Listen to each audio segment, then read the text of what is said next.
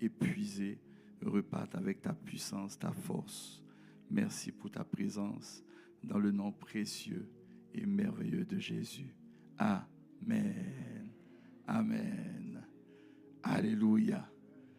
Est-ce que tu es content d'être là ce matin? Gloire à Jésus. Dis avec moi, booste ta destinée. Dis encore plus fort, booste ta destinée. Dis-le à ton voisin, booste ta destinée. Il faut lui dire, nous sommes dans une saison de grâce. Dans une saison où la grâce de Dieu déborde dans tous les aspects de nos vies. Alléluia. Et depuis le début de l'année, ce que nous avons fait, nous sommes en train de fixer le premier message que nous avons reçu en début d'année. Alléluia. Et ce message-là nous parle de la grâce qui déborde, mais nous parle d'une saison dans laquelle nous sommes. Alléluia. Et la saison dans laquelle toi et moi nous sommes, c'est la saison de la grâce. Dans cette saison-là, il y a des actions que tu dois poser, il y a des choses que tu dois faire. Une saison détermine toujours l'environnement dans lequel tu vas être et puis les choses qui vont t'arriver. Donc les circonstances qui vont dépendre de cette saison-là. Alléluia. Et nous avons compris que dans la saison de la grâce, nous n'allons pas avancer comme cela. Il y aura forcément des adversités. Les adversités ne viendront pas arracher la grâce, enlever la grâce, non. Les adversités viendront, bien au contraire, pour authentifier la grâce que nous avons reçue, mais pour bonifier la grâce que nous avons reçue. Alléluia. Chaque fois que tu dis, je suis dans une année de débordement de grâce, il faut savoir que la grâce déborde parce que par moments, il y a des adversités. Amen. On ne peut pas ignorer les adversités. Mais ce qui est bien dans la période de la grâce, dans la saison de la grâce, c'est que c'est une saison aussi où le surnaturel de Dieu se manifeste. Et puis se manifeste grandement et puissamment. Quand on prend la parole de Dieu, il y a deux dispensations. Il y a la dispensation de la loi qu'on appelle l'Ancien Testament et la dispensation de la grâce qu'on appelle le Nouveau Testament. Et si vous remarquez très bien dans l'Ancien Testament, là où il y avait la loi, vous allez remarquer qu'on ne délivrait pas les gens des démons. Il n'y avait pas de délivrance de démons. Je ne sais pas si vous avez remarqué ça. Là où il y avait la loi, vous allez remarquer que la puissance de Dieu s'arrêtait seulement sur certaines personnes. Mais là où il y a la grâce, depuis que Jésus est venu avec la grâce, Jésus est venu avec la délivrance. On chasse les démons. C'est un peu comme si la grâce est la meilleure des choses qui nous est arrivée. C'est la meilleure des choses. Dans la période de la grâce, l'ennemi ne peut pas dire que je ne peux pas partir, je ne peux pas quitter telle vie. J'ai le droit sur telle vie. Non, il n'a plus de droit. Mais quand on était dans la période de la loi, il avait des droits. Il avait des droits. Et depuis que, en début de l'année, notre Père spirituel a parlé de l'année de la grâce, du débordement de la grâce, j'ai commencé à analyser et à voir et à comprendre la grâce différemment. Avant, je pensais que la grâce, on dit tout est grâce, tout est grâce, tout est grâce, tout est grâce. Amen. Oh, la grâce de Dieu, la grâce de Dieu. Puis ça s'arrête là. Mais je commençais à comprendre la profondeur de la grâce, la puissance de la grâce. Et j'ai vu que la grâce agit plus grandement et plus puissamment que la loi. N'eût été la grâce, personne de nous n'allait être sauvé. Donc la grâce est notre salut. Et la Bible dit que la grâce est source de salut. On n'a pas dit que la loi est source de salut, mais on dit que la grâce est source de salut. Ça veut dire que la grâce est puissante pour libérer, pour sauver et pour détruire les œuvres de l'ennemi. Alléluia. Et c'est ce que la grâce est en train de faire dans la vie de tout un chacun. Amen. Et en cette année, en ce début d'année, nous sommes en train de voir comment booster notre destinée par rapport à la grâce. Et le mot boost, on a commencé à prendre les lettres du mot boost. On a pris le B. Le B signifie quoi? La bataille. Amen. Regarde ton voisin, il faut lui dire la bataille. Il faut lui dire, on a eu 7 victoires sur les adversités. Amen. Et après, on a vu le O de boost. Le O signifie quoi? Ouvrir. Regarde ton voisin, il faut lui dire. Mais dis, voisin, on a appris à ouvrir la bouche, voisine. On sait ouvrir la bouche, on ne se tait pas. Quand il y a une situation, on ouvre la bouche et puis on parle. Amen. Tout ça, c'est la grâce. Aujourd'hui, on va voir le deuxième O de boost, ta destinée. Et tu vas voir la puissance de la grâce à l'œuvre. Tu vas voir la puissance de la grâce. Je te pose la question, le O de boost, le deuxième O, selon toi, c'est quoi? J'ai entendu obéissance, onction. Bon, tu as dit 2 choses à la fois. Bon, qui est pour obéissance? Vous avez failli trouver. Qui est pour onction? Onction? Qui est pour onction? Très peu de personnes. J'allais dire que vous avez failli trouver. Oui. Offrir. J'ai entendu offrir quelque part. Waouh! Tu as failli trouver. Oser. Bon, pourquoi les gens du groupe de louange sont puissants comme ça? Vous avez dit quoi? Vous avez failli trouver.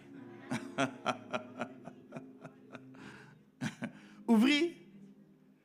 Ah non, ma vie, non, toi tu es inspiré. C'est vrai, tu es inspiré. On a vu ouvrir la bouche. Maintenant tu parles d'ouvrir les yeux. Tu as failli trouver. Alléluia. Alors on va lire un passage et puis vous allez savoir ce que le O signifie. Le passage, c'est le psaume 33, verset 9. Le psaume 33, verset 9. Voici ce que la Bible nous dit. Comme on a vu ouvrir la bouche, on va voir ce que le O signifie. La Bible dit que, car il dit, et la chose arrive. Et ensuite, il fait quoi? Il ordonne et elle existe. Donc le O, c'est quoi? C'est quoi? Alors regarde ton voisin, ta voisine, il faut lui dire, il faut ordonner ta vie. Il faut lui dire, ordonne ta vie. Il faut lui dire, tu as besoin d'ordre. Tu as besoin d'ordonner. Les gens ont l'impression que là où il y a la grâce, il n'y a pas d'ordre. Or, c'est faux. Quand la grâce arrive, il y a l'ordre. La Bible dit que, dans le livre d'Ésaïe, dans l'Ancien Testament, avant, on était errant et vagabond sur la terre. Et quand Jésus est venu avec sa grâce, il est venu nous donner des buts et des objectifs. Alors, ce matin, je suis venu te parler d'un aspect de la grâce qui échappe à beaucoup de personnes. Ce qui fait que beaucoup de personnes vivent, mais il n'y a pas d'ordre dans leur vie. Dites-moi, la Bible dit que Moïse a donné la loi et Jésus est venu avec la grâce et la vérité. Alors je vais vous dire, l'homme qui est venu avec la grâce, je vais vous dire comment il fonctionnait, quelles étaient ses paroles. Celui qui est venu avec la grâce nous regarde et puis il dit, cherchez premièrement le royaume. Jamais tu vas voir dans l'Ancien Testament qu'un prophète va se lever pour te dire, il faut chercher premièrement quelque chose. Donc celui qui est venu avec la grâce te dit que dans ta vie, il y a un ordre. Si tu vis sans ordre, tu es dans le désordre. Et si tu es dans le désordre, la grâce ne peut pas se manifester convenablement dans ta vie. Mais pourquoi je n'entends pas? Bon, c'est bon. Aujourd'hui, ça veut dire qu'aujourd'hui, je ne vais pas parler de ça.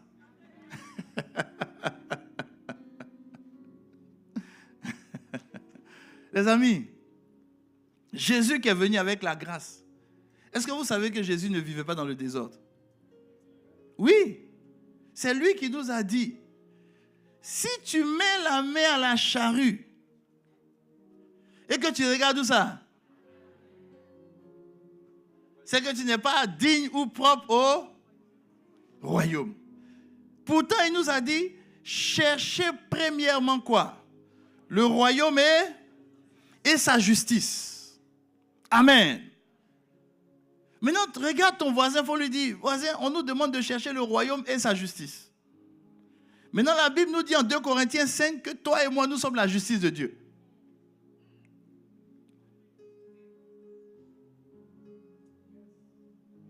Il dit, cherchez le royaume et sa justice. Maintenant, Dieu nous dit, à cause de la grâce, nous sommes devenus la justice de Dieu. Et il dit encore que le royaume, ce n'est ni le manger, le boire. Mais il dit le royaume, c'est la justice. Donc il dit 2 fois justice. Jésus dit, cherche le royaume et la justice. L'apôtre Paul nous dit dans le livre de Romains que le royaume, c'est la justice. Donc dans le fond, chercher le royaume, c'est découvrir la justice de Dieu. Or, toi et moi, nous sommes la justice de Dieu. Donc, ce que Jésus a voulu dire, c'est que, comme tu es la justice de Dieu et que le royaume t'appartient, tu dois être capable de fonctionner dans ce royaume et de prendre tout ce qui est comme trésor dans ce royaume pour toi.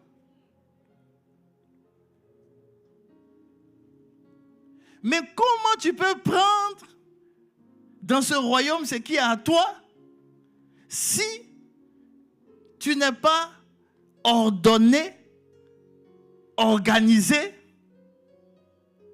et propre pour ce royaume? Et Jésus nous dit que pour être propre pour ce royaume, il ne faut pas regarder, mais il faut regarder où ça? Devant. Dis à ton voisin, regarde devant. Qu'est-ce que ça signifie regarder devant? Qu'est-ce que ça signifie regarder devant? Qu'est-ce que ça signifie regarder devant? Bon, moi je regarde devant. Quand je regarde devant, qu'est-ce que je vois? Je vois le futur, je vois les choses à venir. Je vois les buts. Or, c'est dans la période de la grâce que le Saint-Esprit nous a été donné pour nous annoncer les choses à venir. Alors, j'ai envie de te poser une question. Depuis que l'année a commencé,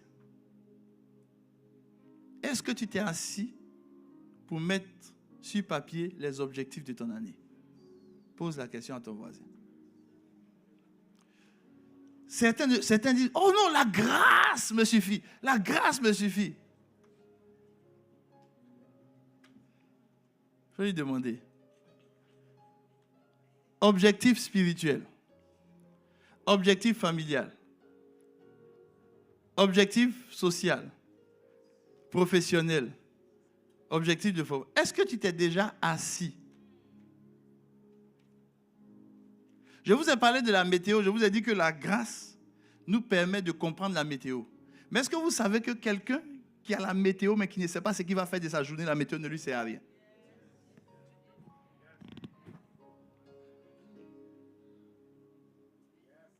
Donc le Seigneur dit la grâce est là. Mais malheureusement, beaucoup de personnes ne profitent pas de la grâce parce qu'elles n'ont pas de but et d'objectif.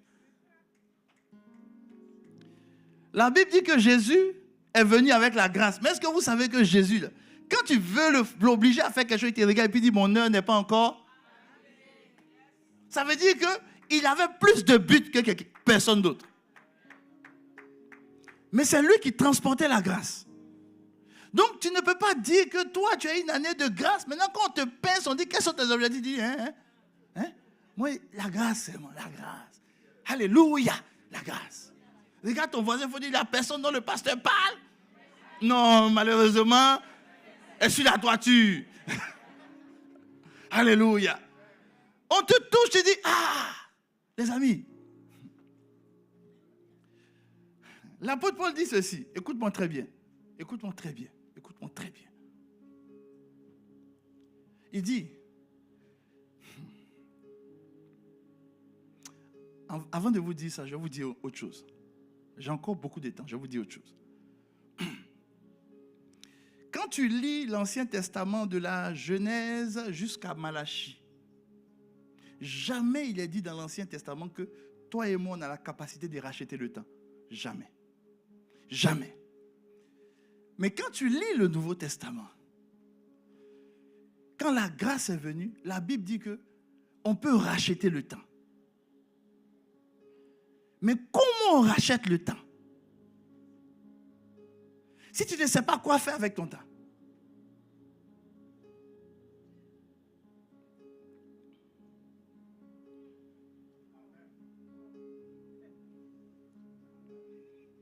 L'apôtre Paul dit ceci.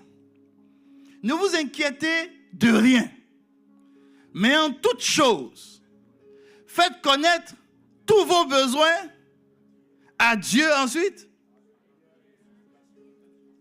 avec des actes, avec des... Mais avant ça, il dit, ne vous inquiétez de rien. Mais pour ne pas que tu t'inquiètes, il faut que tu fasses connaître tous tes besoins. Dis-moi, quels sont tous tes besoins? Tu ne peux pas connaître tes besoins si tu n'as pas d'objectif. Oui. Toi-même, tu ne sais même pas de quoi tu as besoin. En fait, tes besoins sont définis au jour le...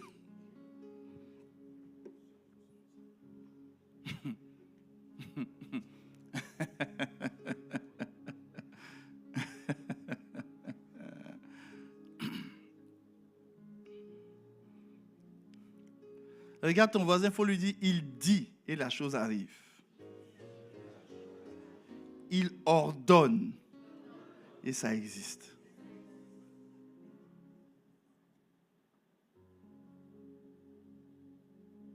Il ordonne et ça existe.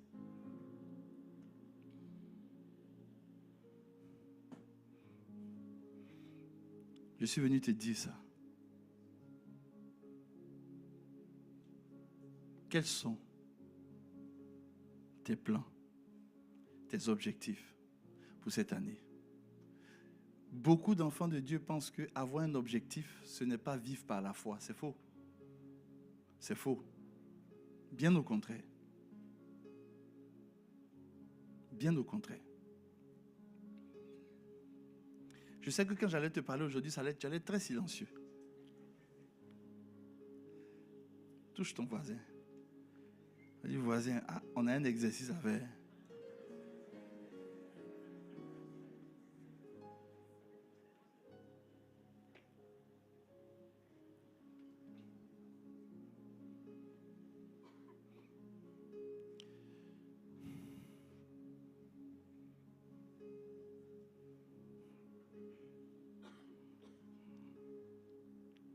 Amen.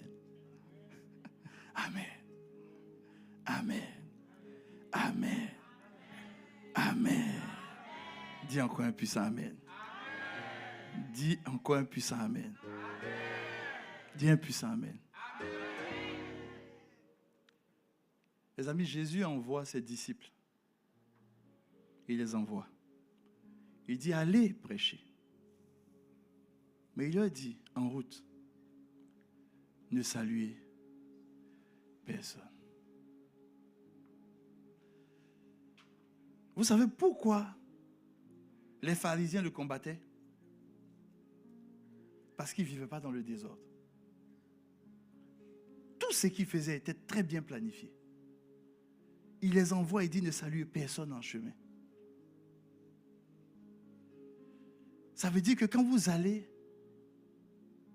je vous ai donné un but. Atteignez le but. Mais c'est celui qui transporte la grâce de Dieu. C'est lui qui leur dit de faire comme ça. Il ne vivait pas au hasard. Il ne vivait pas au hasard. Et le Seigneur m'a dit, celui qui planifie son année, celui qui a des objectifs, c'est quelqu'un qui est résolu. Or, la Bible dit, à vos résolutions seront attachées.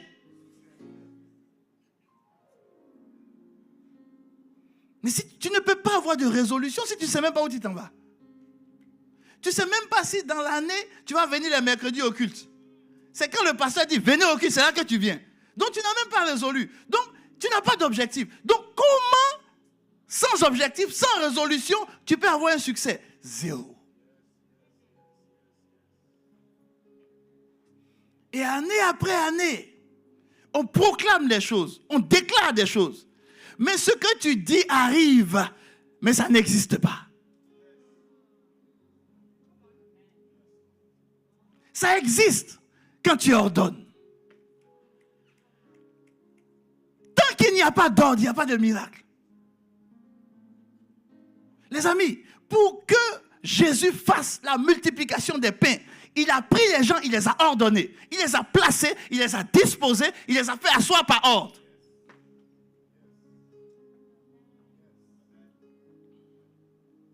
C'est comme ça que le ciel s'est ouvert.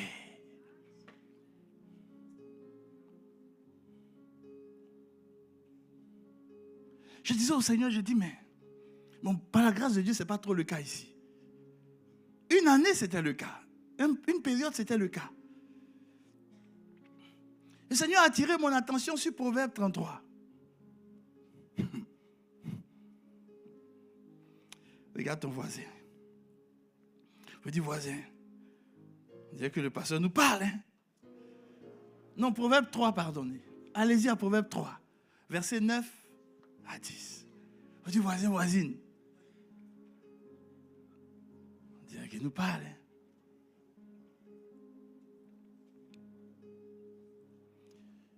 C'est tellement sur mon cœur. Je ne veux pas qu'on rate notre année.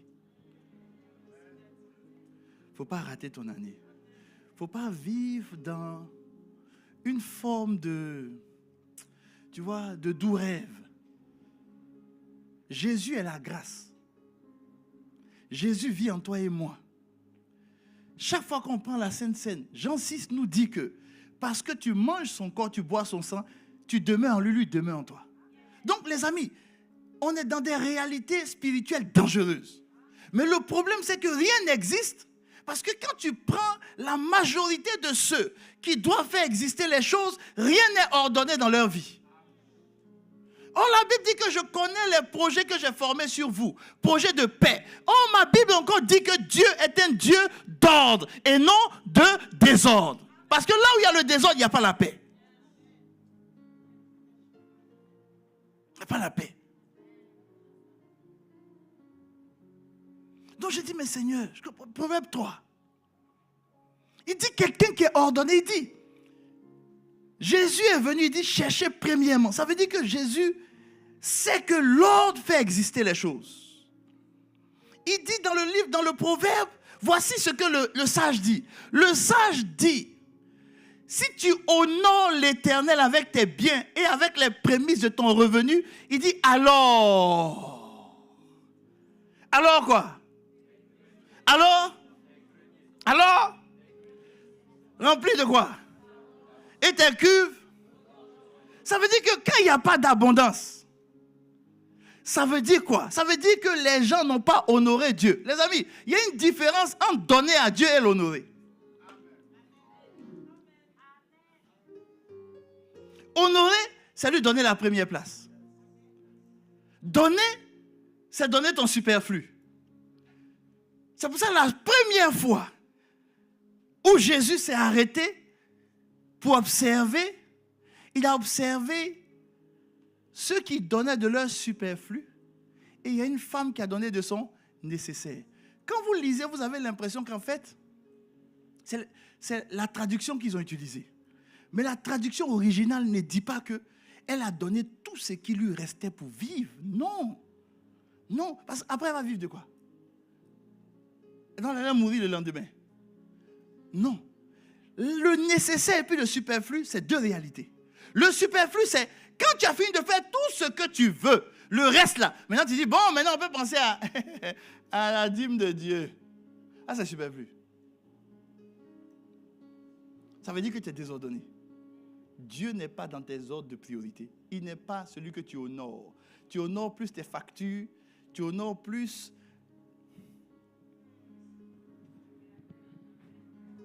Est-ce que je peux te parler? Tu honores tout. Et puis lui, il vient maintenant en superflu. C'est-à-dire le reste là, c'est pour lui. Mais la femme, elle a donné son nécessaire. Le nécessaire, c'est quoi? Le nécessaire, c'est la priorité des priorités. C'est ça le nécessaire. C'est ça qui a été la différence entre Abel et Caïn. L'un a donné le nécessaire, l'autre a donné le superflu.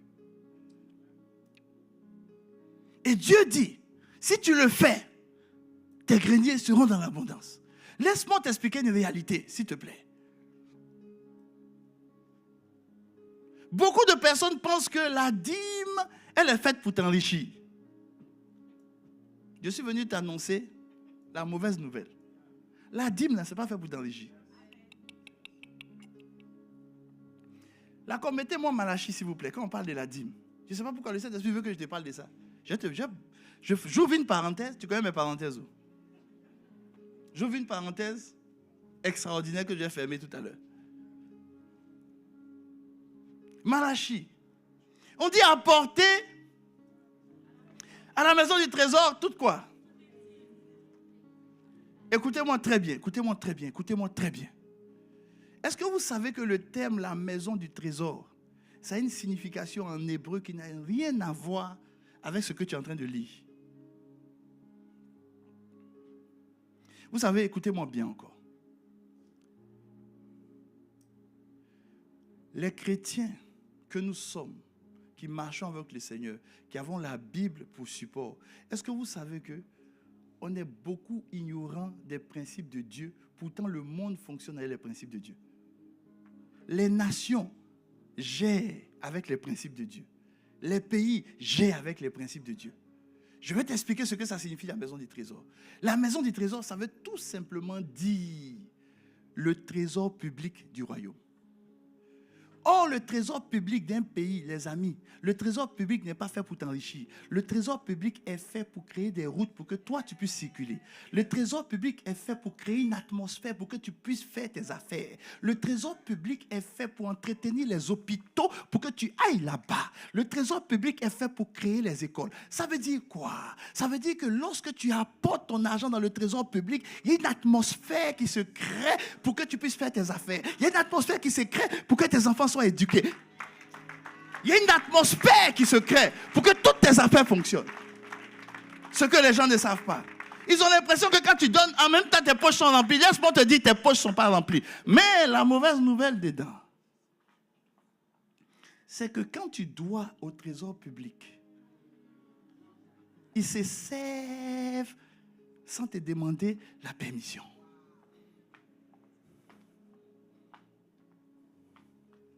C'est pour ça que quand tu lis Malachie, on dit, remets Malachie s'il te plaît, remets s'il te plaît, c'est important.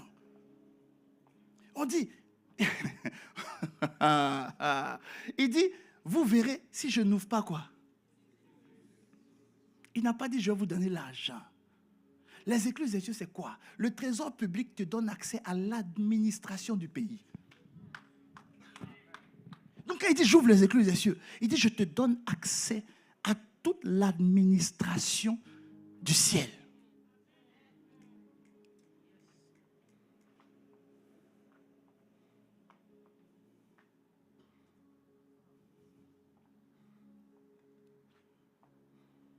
J'ai dit, papa, pourquoi les hommes ne sont pas dans l'abondance? Parce qu'ils ne t'honorent pas dans leurs biens et dans leurs prémices. Les prémices et revenus, ils ne t'honorent pas. Ils te donnent sans t'honorer. Honorer, c'est la priorité, c'est ordonner tes finances. Comment tu mets en ordre tes finances? La première personne, c'est Dieu. Non, ton amen ne me plaît pas, mais ce n'est pas grave. C'est pas grave. C'est pas grave. Vous savez ce qui est bien avec le trésor public? C'est que le trésor public a plus d'argent que toutes les banques réunies. Oui.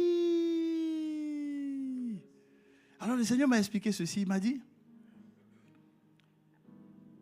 quand tu envoies ton dossier, écoute-moi très bien.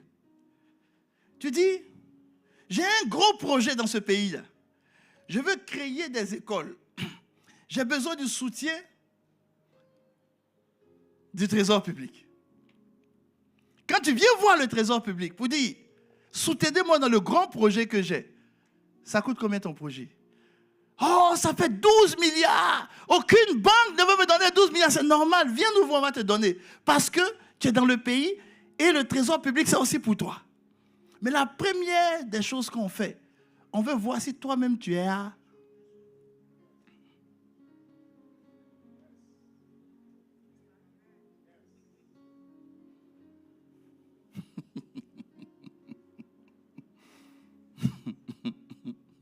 Regarde ton voisin. Il faut lui dire, est-ce que tu es à...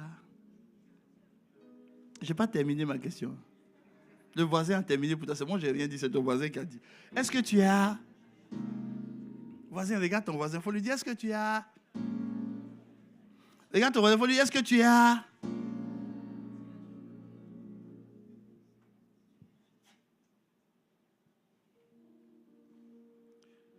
Si le Seigneur vient, et puis tu regardes, il dit, mon fils, ma fille, qu'est-ce que je peux faire aujourd'hui pour toi? Tu lui dis quoi?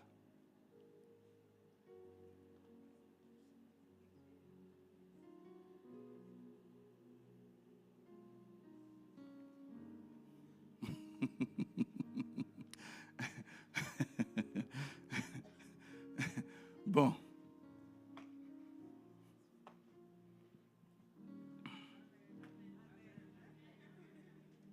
Laissons Dieu. Laissons Dieu. Moi, je viens te demander, dans les 3 prochains mois, là, qu'est-ce que tu veux dans ta vie? Pasteur, moi, je veux seulement la grâce de Dieu. Oui, mais tu as déjà la grâce de Dieu.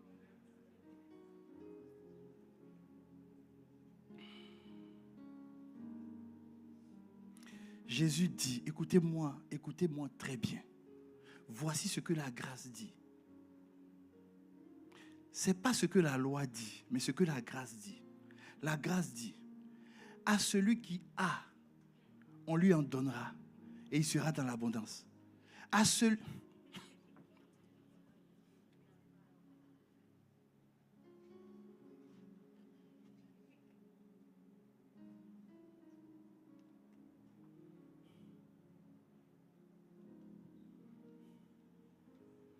Alléluia.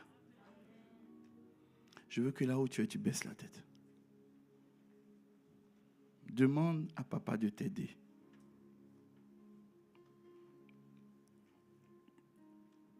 À mettre ta vie en ordre.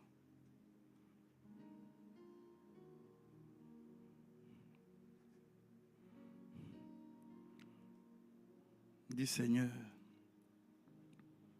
donne-moi des objectifs de vie. Donne-moi de planifier. Je ne veux plus vivre au hasard. Je ne veux plus me lever le matin et puis la journée s'impose à moi. La semaine s'impose à moi et je réponds à mes obligations quand je me sens bien. Mais quand ça ne va pas, je n'arrive pas à répondre à mes obligations. Non. Je ne veux plus vivre comme quelqu'un qui est errant et vagabond. La malédiction qui a frappé Caïn, c'était la malédiction de l'errance. Il a été dit qu'il va être errant et vagabond. Et Ésaïe nous dit la même chose. Il dit, vous étiez errant et vagabond, vivant dans l'iniquité. Et papa, tu m'as montré que plusieurs de tes enfants sont errants et vagabonds. Ils n'ont pas de but. Ils ne savent pas où ils vont. Quelqu'un qui n'a pas de but ne peut jamais être à l'heure quand on lui demande d'être à l'heure. Quelqu'un qui n'a pas de but ne peut même pas être réglé dans sa vie sociale. Quelqu'un qui n'a pas de but ne peut pas être réglé dans sa vie professionnelle. Beaucoup de tes enfants disent qu'ils veulent une promotion, mais quand tu les vois travailler, ils travaillent sans but. Comment vont-ils avoir une promotion quand la manière dont ils travaillent ne donne même pas envie de donner une promotion?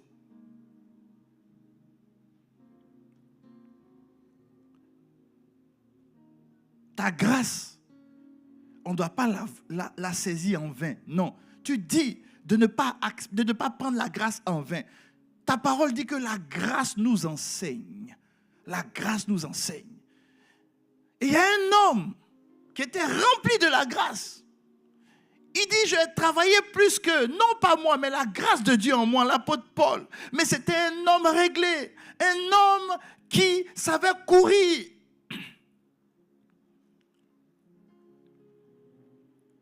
Et suivre le chemin qui était devant lui. Aujourd'hui, beaucoup ont des talents, mais ils n'ont aucun plan pour travailler leur talent. Beaucoup ont des opportunités, mais aucun plan pour saisir leur opportunité. Beaucoup ont des grâces, mais aucun plan pour saisir.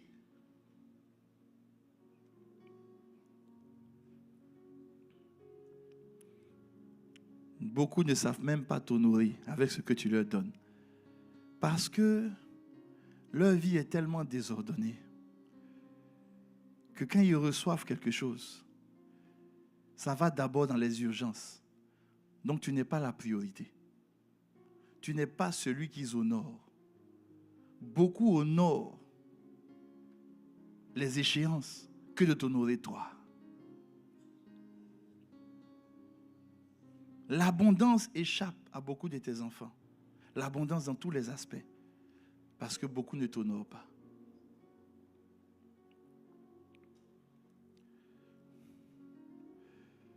Tu dis à nos résolutions vont s'attacher le succès. Beaucoup ne prennent pas de résolution. Être résolu à donner 500% de son énergie. Parce que quand il s'agit des choses séculières, on peut donner 200, 300% d'énergie. Mais quand il s'agit de toi, on ne donne pas aussi autant d'énergie. Pourquoi? Parce que ce n'est pas notre objectif.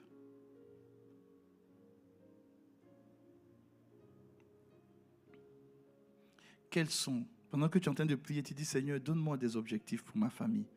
Donne-moi des objectifs pour ma vie spirituelle. Jésus était venu avec la grâce, mais ma Bible dit, je ne sais pas si ta Bible dit la même chose, mais ma Bible dit qu'il se réveillait avant le lever du soleil. Pendant qu'il faisait encore nu pour aller prier, l'homme qui transportait la grâce, il allait prier avant tout le monde. C'est parce que tu n'as pas résolu. Ce n'est pas une résolution dans ton cœur que de te lever le matin pour prier. Que tu peux prier les matins 5 fois dans le mois seulement. Parce que ce n'est pas une résolution. Ça ne fait pas partie de tes objectifs. Ça ne fait même pas partie des objectifs de manifester la douceur vis-à-vis de ta conjointe et de lui faire des cadeaux que tu oublies même, parce que ce n'est pas un objectif. Donc tu vis comme ça. Et quand je préparais le message, prie avec moi, prie. Quand je préparais le message, quand le Seigneur a ouvert mes yeux pour me montrer ça, j'ai eu mal. Il dit, beaucoup vivent au hasard. Ils se lèvent. Et le diable, comme ils sont errants, le diable leur impose des choses qui les détournent de moi. Le diable sait qu'ils n'ont pas de discipline dans leurs finances. Donc, qu'est-ce qu'il fait? Il leur impose des échéances. L'échéance fait qu'ils ne peuvent même pas tenir leur engagement devant Dieu.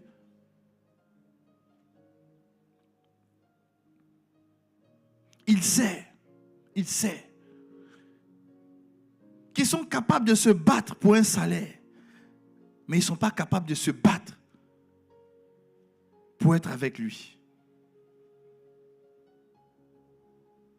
Mes amis, en cette année, Dieu va nous étonner. En cette année, Dieu va prendre ce qui est faible entre tes mains pour faire de grandes choses. Mais viens devant lui avec un projet. Viens devant lui avec des objectifs. Viens devant lui avec quelque chose que tu as dans le cœur. Papa, cette année, je n'ai peut-être pas les finances qu'il faut, mais je prévois avec ma famille d'avoir une maison. Ça, c'est l'objectif de notre année. Les finances viendront de toi. Mais je viens devant toi avec un besoin. Et le besoin signifie aussi un objectif. Et il dit, la paix de Dieu qui surpasse toute intelligence va garder ton cœur. Quand tu sais venir devant lui avec tes objectifs, tes projets et tes besoins.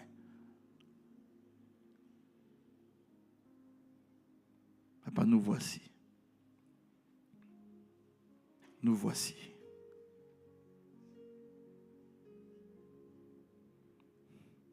Le royaume de Dieu, ce n'est pas le manger et le boire, mais la justice, la paix et la joie par le Saint-Esprit. La paix vient lorsque tu connais tes besoins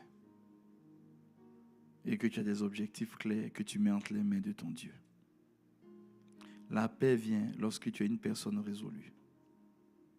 La joie vient lorsque tu es une personne focus, résolue. L'ennemi ne peut pas venir te voler ta joie. On va se tenir debout.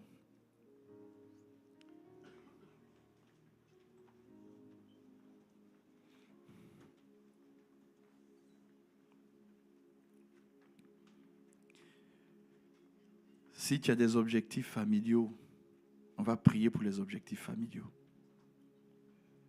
Si tu veux être un meilleur père pour tes enfants, c'est un objectif. Tu dis, papa, voici l'objectif que j'ai. Que ta grâce me soutienne dans cet objectif. Et il va t'enseigner comment le faire. Il est prêt à t'enseigner. C'est parce que tu ne lui demandes pas.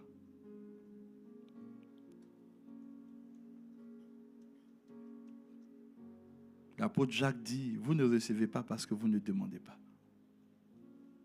Élève la voix avec moi. Si ton objectif familial, pendant que tu n'as pas de conjoint, de conjointe, que tu veux te marier, je dis, papa, mon objectif, oui, il y a la prophétie qui a été lancée sur moi, mais mon objectif, c'est que cette année, je ne termine pas cette année sans avoir l'homme ou la femme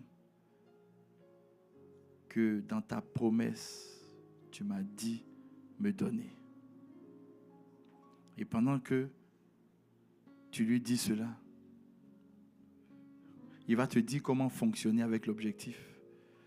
Parce qu'à un objectif sont attachés des besoins et des attitudes.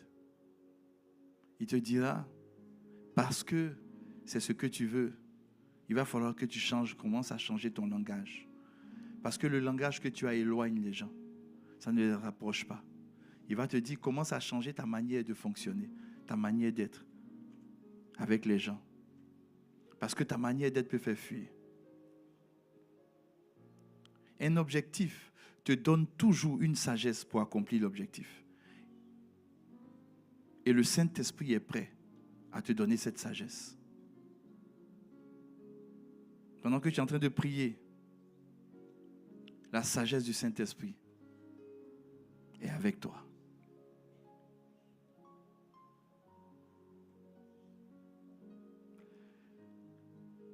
Prie maintenant pour tes objectifs professionnels. Je veux que dans mon emploi, on puisse te voir au travers de l'excellence de mon travail. Et le Saint-Esprit va te dire, avant même l'excellence, commence à arriver à l'heure. Parce que tu n'arrives pas à l'heure, tu n'es pas respecté dans ton travail. Tu as toujours une excuse pour être en retard. Cesse de vivre dans les excuses de retard. Commence à venir plus tôt. Ça, c'est l'objectif. Mais ne sois pas toujours, quand tu es en retard, tu dis, oh Seigneur, ta grâce. Ta grâce, Seigneur. Ta grâce. Ta grâce. Il faut m'aider la prochaine fois, j'être à l'heure, ta grâce. Non. Quelle est la résolution que tu prends? Parce qu'un objectif est toujours accompagné d'une résolution. Je résous que ce ne c'est plus moi. Le retard n'est plus attaché à ma vie. je viendrai avant l'heure et je vais honorer mes engagements. Dans ma vie professionnelle, papa, mon objectif cette année, c'est d'être excellent dans mon travail. Mon objectif cette année, c'est la qualité, que la qualité de mon travail soit appréciée.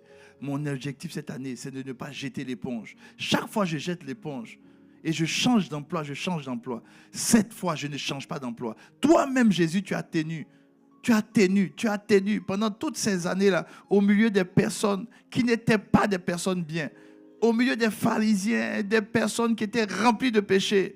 Toi, tu as souffert à cause de ton obéissance, mais tu n'as pas abandonné. Tu es allé jusqu'au bout. C'est pour cela, sur la croix, tu as dit, tout est accompli. Moi, je ne veux pas abandonner, mais moi, je veux être une référence dans le travail où je suis.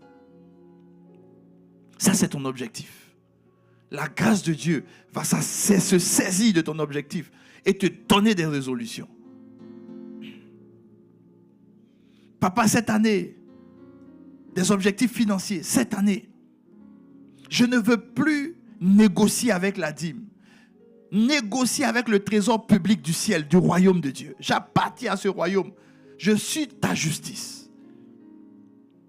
Je ne veux plus négocier, c'est-à-dire mes priorités avant toi. Non. Je veux t'honorer avec mes prémices.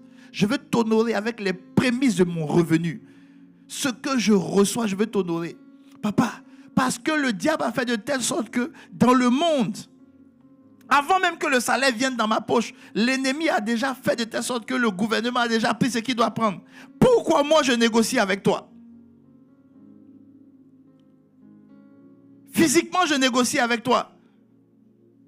Mais un trésor public prend toujours ce qui lui revient. C'est pour ça que je n'arrive même pas à voir la couleur de mon argent. Je n'arrive même pas à épargner. Je n'arrive même pas à voir pourquoi. Parce que tu n'es pas honoré. Je veux t'honorer avec mes biens. Je veux t'honorer avec mes biens. Je veux m'asseoir et puis faire un budget. Et toi, tu es la priorité. Dès que j'ai mon revenu, c'est d'abord toi. C'est d'abord toi. J'enlève ce qui t'est dû. Et puis je règle ce qui est réglé. Même s'il ne me reste rien, au moins, je sais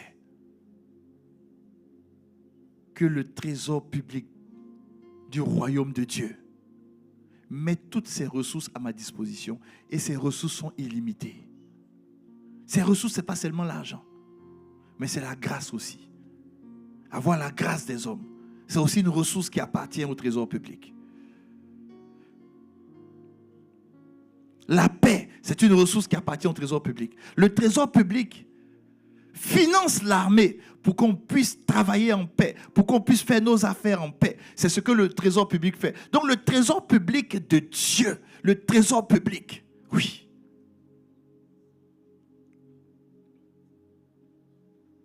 Protège mes activités, protège ma famille, protège tout ce que je fais.